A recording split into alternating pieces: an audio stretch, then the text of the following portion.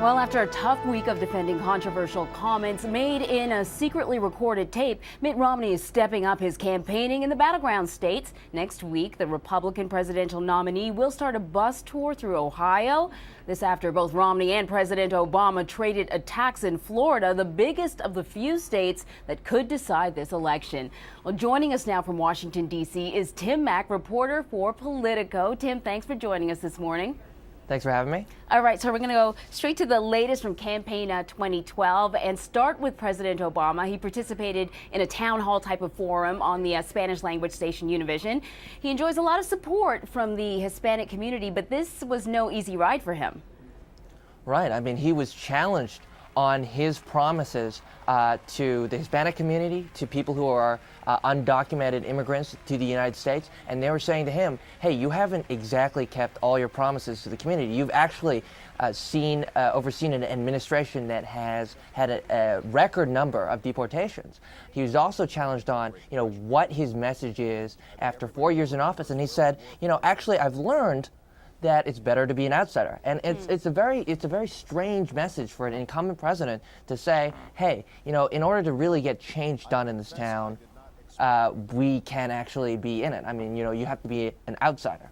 Yeah, he said you can't change Washington from the inside. You can only change it from the outside. It certainly gave something for Mitt Romney to latch onto. He kind of needed another talking point after those secret recordings. What did you think of that statement? Well, Mitt Romney said Thursday that Obama's statement was essentially like surrendering. The Romney campaign has really hit on this idea of apologies and apologizing for America. And Romney always says he won't do that, but the president does. The president is, of course, taking a very sober look at his last 4 years and the next 4 years ahead. It echoed, actually, in my mind, his comments at the DNC, which were not as lofty as we all expected, which did not kind of mirror the kind of rhetoric we saw in 2008. Yeah, well, Romney campaign sources are saying now that there is a shift in strategy, getting Mitt Romney to engage more with voters, offer more specifics. He's certainly been criticized for that. With 46 days left until the election, is this a good idea, or is it maybe a little too late for him? Well, we'll see how dramatic these shifts are.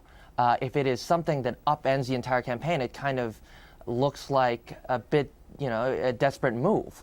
But you'll see, their new slogan is "Let Mitt be Mitt." But he is going to be out there a little bit more. His idea, though, may be a little bit wrong-headed. I mean, when he's been out there on the campaign trail speaking extemporaneously, he's very often found himself in a bit of trouble. He puts his foot in his mouth. He's a little awkward. So this could be a problematic strategy. Yeah, indeed. It certainly give a lot of people a lot of things to talk about. Romney will be doing a bus tour of Ohio, as you mentioned, next week. And the campaign has said that he might cross paths with his running mate, Paul Ryan. Does having the two of them at the same event help Romney? Well, everything that Politico has reported and we as Politico reporters have seen on the trail shows that they're very relaxed together. That they have a very good kind of mixture of chemistry. And when Mitt Romney and Paul Ryan are on a stage together, he seems more youthful, he seems more relaxed, and this could give him a boost on that particular day. Mitt Romney does seem to have an affinity with his running mate. Yeah, okay. With less than a minute left, the debate schedule has been announced. The first debate is October 3rd. Is this going to be good news for both candidates?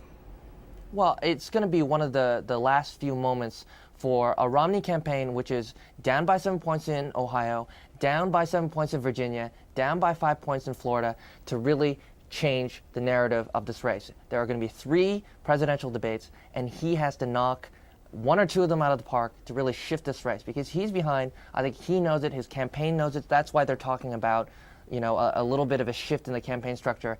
He needs to really engage. And October 3rd is going to be a big issue. October 22nd is the one I'm looking forward to the most, which is the foreign policy debate. Right. That's the one being debated by our own chief Washington correspondent, Bob Schieffer. Definitely will be very interesting. And those topics have only really just recently come up on the campaign trail in light of what's happening in the Mideast. Thank you very much, Tim Mak, reporter for Politico. Always a pleasure talking to you. Thanks.